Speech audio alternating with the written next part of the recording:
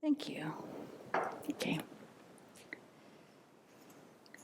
What do a medieval fortress, a balled-up porcupine, and a football linebacker have in common? They are all pros at getting defensive. This was not original. I took it from Helen Hendrickson, PhD, from Psychology Today. And when we humans are faced with criticism, she says, we also ready the drawbridge, project a ball of spines, or prepare for the tap goal. Getting defensive helps us protect our character and our sense of competence. So I'm continuing to look at various forms of anger as they're working in my own mind. And defensiveness is one that I have. I don't think I'm alone, but for sure I can own it. And defensiveness is not on the list of 6 root non-virtues, nor is it on the list of the 20 auxiliary non-virtuous mental factors. But boy, it's a big one. I even looked in Geshe-Tashi Sering's book where he's added some additional kind of more contemporary ones, not on that list either. But if I really, in really trying to pay attention to where anger arises in my mind, I would say defensiveness is a really frequent one, like many times a day even. So I want to do a little research today. I'll give you my thoughts and get some of your thoughts. So defensiveness, according to the dictionary, is the quality of being anxious to challenge or avoid criticism. You agree? Yeah. 2, behavior intended to defend or protect. I'd say that's my perception. So and just in my own analysis, I would say defensiveness comes up in the face of criticism. Also, it comes up in the face of perceived criticism.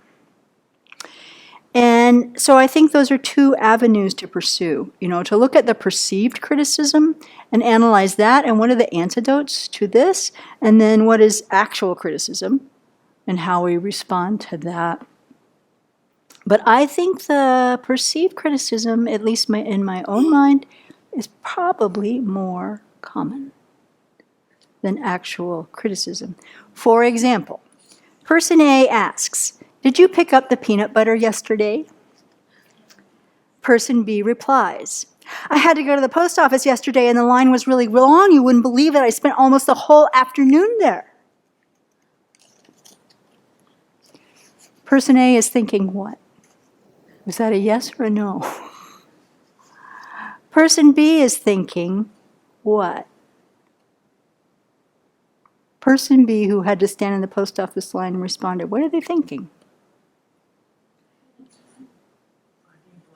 I'm being blamed. What, do you think I'm stupid? Hey, it's not my fault. You should have gone to get it yourself. Don't be mad at me. What else? This relationship's over. Right. But what did the person ask? Did you pick up the peanut butter?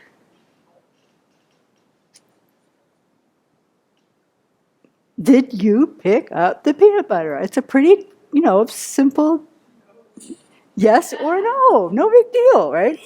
But we don't respond with no big deal. Immediately we perceive that there's some underlying, some ulterior motive, and they're already criticizing me by asking the question. Now, how many people have this operating in their mind? Yeah, okay. I think it's pretty common. And I know that I respond in the same way, Sometimes I do it in a mild-mannered way, and sometimes I do it with irritation, and sometimes it comes out outright angry.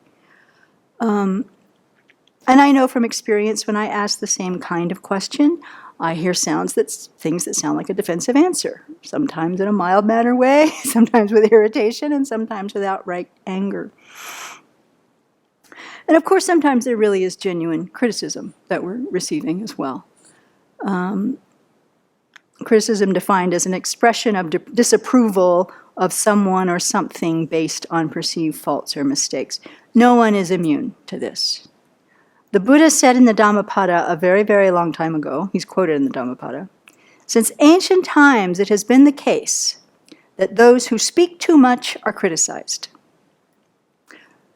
as are those who speak too little, and those who don't speak at all. Everyone in this world is criticized.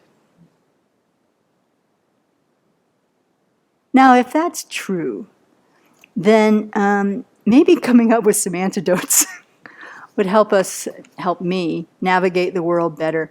There are many, many good antidotes to anger that arise in response to criticism and working with anger. I will refer all of us to that. Maybe we'll do another BBC on that one. But I wanted to really focus on finding a useful way to work with this perceived criticism thing, because I really think it gets in the way so much of communication, with collaboration, working together, and even our relationship with our teacher, maybe kind of a lot. So there are a couple of things I looked at outside of the Buddhist world. Since it's not on the list, I thought I had license to do that. One is to look at what is called the assumption of goodwill. Now, all kinds of leadership trainings in business will give you, we'll talk about this. The assumption of goodwill is assuming that everyone in the situation means well and is doing their best at any given time. Now, to me, this is a worldview that has to be cultivated if we don't have the habit of it already. It's a worldview that says, no, people are basically kind. People are basically wanting to collaborate and have a good relationship. I make that assumption.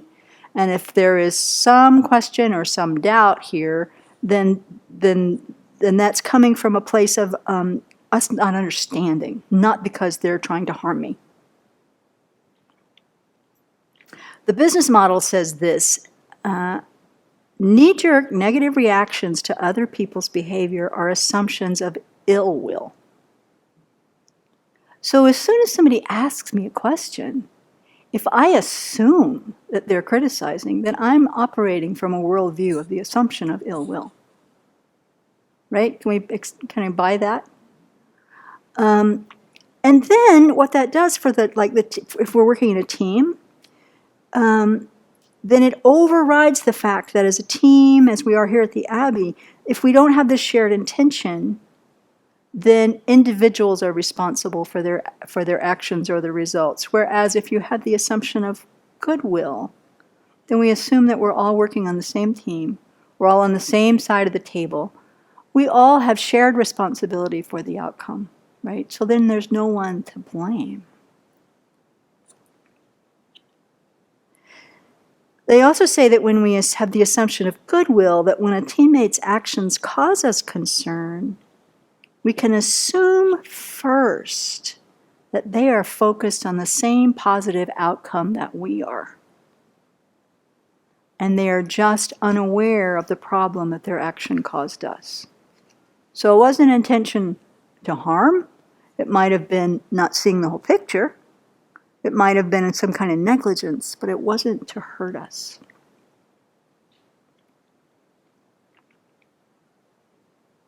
And then they advise from the business side, before retaliating or disciplining, we are wise to check out our observations and our assumptions with the other person.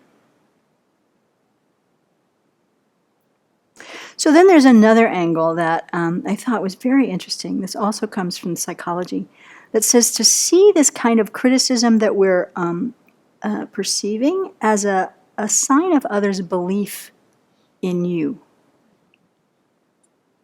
This is also a worldview that must be cultivated. There was a study I don't know how big a study it was, but there was a study that gave a group of kids in a composition class 2 different kinds of feedback. And the first group of kids, on their composition, the teacher wrote the note that began, "I'm giving you these comments because I have very high expectations and I know that you can reach them." And then proceeded to critique the whole paper. The control group got none of that preamble, but just got only constructive criticism. No corrections, just constructive feedback on their paper. Right? So the result was, this is so interesting, the affirmation group, in which, I believe in you, increased their likelihood of handing in a revision, and the second draft of their paper was far better than the other group. So that's number one. And number two was, over time, those people who were, those students who were in a group who were kind of losing faith in institutions in general, the group who got the "I believe in you" message tended to stay and trust the institution more. Interesting, huh? So the advice here is, how does this apply to you? Even if you don't hear the words "I believe in you" or "I know that you are capable," if you know in your heart that your teacher or your Dharma friend or whoever else is giving you feedback is only offering feedback so you can do great things, then remind yourself of their faith in you and let the criticism not act as criticism, but as simply a guide to help us grow. That really takes a change of mind. We have to work at it. But we've got some very good Buddhist meditations that help us come to this assumption of goodwill. Number one, what? Meditate on the kindness of others. Cultivating a habit of recognizing the kindness in each person, individually, one by one, thinking about the people in our life and how we benefit from them. And then, of course, the broader general one, how we're supported by strangers, how we have been supported since childhood, how we're supported by teachers, how all the kindness of others that we benefit from. And I know from experience, when I do this practice really regularly, my mind is so different. And when I go on to something else, like, okay, I've done that for a while, I don't have time on the cushion, I need to focus on something else, man, my assumption of goodwill tanks. It's just so, sometimes I get so frustrated, don't you think I've changed my mind by now? But I've not. So I really, really see that this meditation, I think, I personally have experienced how beneficial it is. And I also know that I have to do it regularly, and not assume that now I've got it. Now I have this assumption of goodwill, because it's not true. The other meditation that will help with this is what? Equanimity is good, Buddha nature is good. I was thinking more, for here, meditating on the kindness of the teacher. Looking again and again at the good qualities of the teacher. Looking again and again what we benefit from that teacher. So that when we're hearing feedback, whatever form it comes in, whether we like it or not, whether we're asked to do things we don't like, that we hear it from the mind of, I believe in you, I want you to become a Buddha. And we have given that person the authority to give us that feedback because we've reflected on their good qualities over and over and over again. So that really helps when we're, when we get feedback that we may not disagree with, may or may not agree with, but we have some time to think about it and then apply this meditation on the kindness of teachers. I often say that don't listen to the sound, how it comes out, listen to the message. Yeah, very good antidote. Okay, so not listening to the tone of voice per se, or which is what we mostly react to, no matter what the words are. And that's always interpretive. But to actually listen to the message that's being communicated. That's good. So these are trainings, right? This is not something you can just go, okay, fine, I'll now assume goodwill. That won't work. We have to really meditate and intentionally change our minds to see it. But boy, it will make a huge difference. Yes, Venerable Supple? Got all this training in NVC. It's good. I find it helpful to guess what's going on for this person. I'll bet they're feeling stressed like I was last week. Yeah, and have very good. Not much capacity to hold something new or think in a different way. And yeah, that helps to shift things. And then think about what do they need. Yeah, so good nonviolent communication, guessing their feelings, and then guessing their need. Yeah, very good.